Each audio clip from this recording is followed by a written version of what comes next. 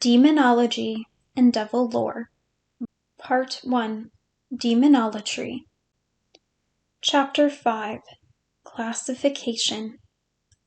The obstructions of man, the 12 chief classes, modifications of particular forms for various functions, theological demons, made concerning the fair names of the chief demons and devils which have haunted the imagination of mankind, heighten the contrast between their celestial origin and the functions attributed to them in their degraded forms. The theory of dualism, representing a necessary stage in the mental development of every race, called for a supply of demons, and the supply came from the innumerable dethroned, outlawed, and fallen deities and angels which had followed the subjugation of races. But though their celestial origin might linger around them in some slight legend or characteristic, as well as in their names, the evil phenomenon to as an explanation assigned the real form and work with which he or she was associated in popular superstition. We therefore find in the demons, in which men have believed, a complete catalogue of the obstacles with which they have had to contend in the long struggle for existence. In the devils we discover equally the history of the moral and religious struggles through which priesthoods and churches have had to pass, and the relative extent of this or that particular class of demons or devils, and the intensity of belief in any class as shown in the number of survivals from it, will be found to reflect pretty faithfully the degree to which the special evil represented by it afflicted primitive man, as attested by their branches of prehistoric investigation. As to function, the demons we shall have to consider are those representing 1. Hunger, 2. Excessive heat, 3. Excessive cold, 4. Destructive elements and physical convulsions, 5. Destructive animals, 6. Human enemies, 7. The barrenness of the earth, as rock and desert, 8. Obstacles, as the river or mountain, 9. Illusion, seductive, invisible, and mysterious agents, causing delusions, 10. Darkness, especially when unusual, dreams, nightmare, 11. Disease, 12. Death. These are selected in obedience to necessary limitations, as represent chief labors of man, which have given shape to the majority of his haunting demons, as distinguished from his devils. Of course, all classifications of this character must be understood as made for convenience, and the divisions are not to be too sharply taken. What Plotinus said of the gods, they each contained all the rest, is equally true of both demons and devils. The demons of hunger are closely related to the demons of fire.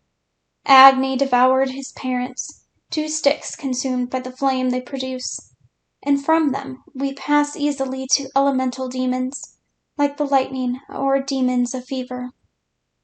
And similarly, we find a relationship between other destructive forces. Nevertheless, the distinctions drawn are not fanciful, but exist in clear and unmistakable beliefs as to the special dispositions and employments of demons, and as we are not engaged in dealing with natural phenomena, but with superstitions concerning them, the only necessity of this classification is that it shall not be arbitrary, but shall really simplify the immense mass of facts which the student of demonology has to encounter. But there are several points which require a special attention as preliminary to the consideration of these various classes of demons. First, it is to be borne in mind that a single demonic form will often appear in various functions, and that these must not be confused. The serpent may represent the lightning, or the coil of the whirlwind, or fatal venom. The earthquake may represent a swallowing hunger demon, or the rage of a chained giant. The separate functions must not be lost sight of because sometimes traceable to a single form, nor their practical disguise through their fair euphemistic or mythological names. Secondly, the same form appears repeatedly in a diabolic as well as a demonic function, and here a clear distinction must be maintained in the reader's mind. The distinction already taken between a demon and a devil is not arbitrary. The word demon is related to deity. The word devil, though sometimes connected with the Sanskrit deva, has really no relation to it, but has a bad sense of calumniator. But even if there were no such etymological identity and difference, it would be necessary to distinguish such widely separate offices as those representing the afflictive forces of nature. Afflictive forces of nature, where attributed to humanly appreciative motives on the one hand, and evils ascribed to pure malignancy or a principle of evil on the other. The devil may indeed represent a further evolution in the line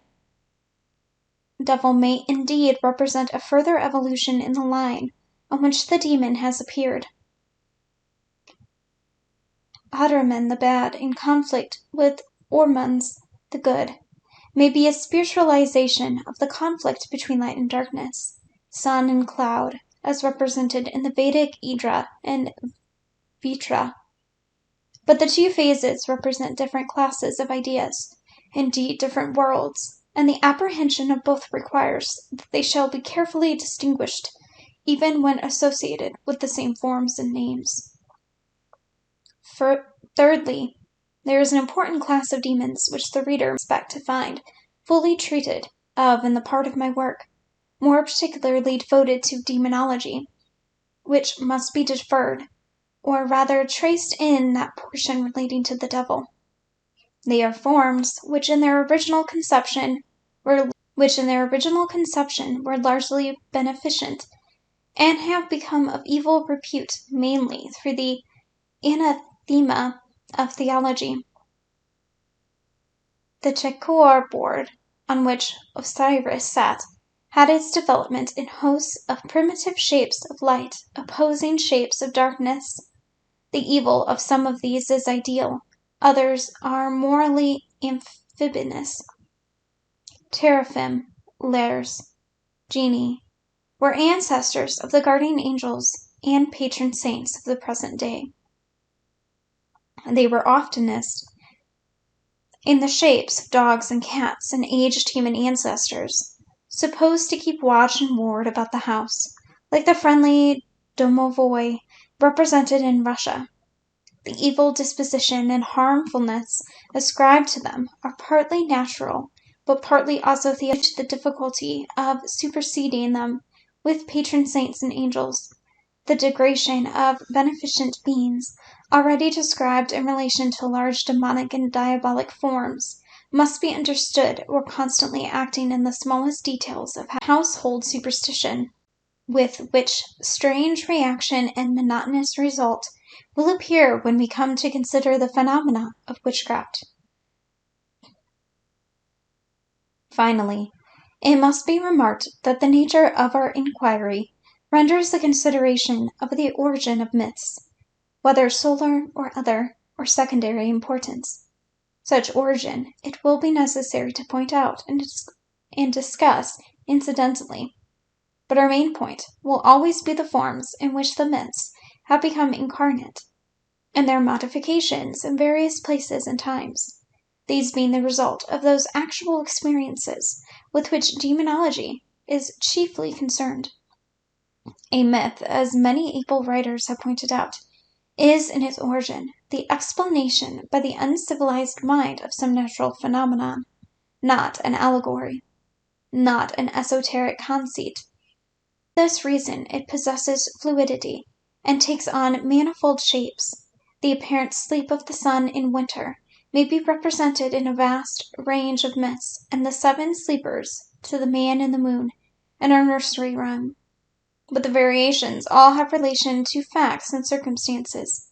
Comparative mythology is mainly concerned with the one thread running through them and binding them all to the original myth.